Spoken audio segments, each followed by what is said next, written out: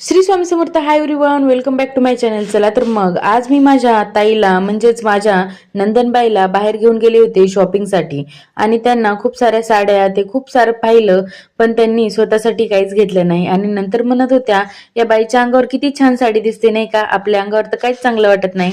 आणि मग त्यांना खूप सारे ब्लाउज पीस दाखवले, पण त्यांनी स्वतःसाठी काही निवडले ते पण खूप साधे होते. आणि हो, त्यांचा स्वभाव पण खूप साधा आणि प्रेमळ आहे बरं का.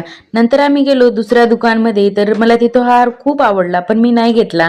आणि नंतर आम्ही गेलो जानूसाठी बांगड्या पाहायला, तर तिथे मला बाजूला बसलेल्या दोन आजी दिसल्या आणि मनात असा विचार आला की गरिबी ही किती वाईट असते नाही का, कोणत्याही वयात काम करायला लावते. आणि मी असं स्वतःला प्रॉमिस केलं, जेव्हा जेव्हा मी वजिराबादला जाईल तेव्हा तेव्हा मी आजीकडून नक्कीच सामान घेईल. आणि नंतर मी माझ्या ताईला बांगड्या भरायला दुसऱ्या दुकानला नेलं आणि त्यांच्या साईजच्या बांगड्या पाहून मला खूपच हसायला येत होतं. त्यांची साईज एवढी छोटी होती बघा. आणि हो, माझं असं स्वप्न होतं 2026 लागण्या अगोदर माझे 1000 तरी सबस्क्रायबर व्हावेत आणि ते तुमच्या हाती आहे बरं का. प्लीज लाईक शेअर सबस्क्राईब करा. धन्यवाद.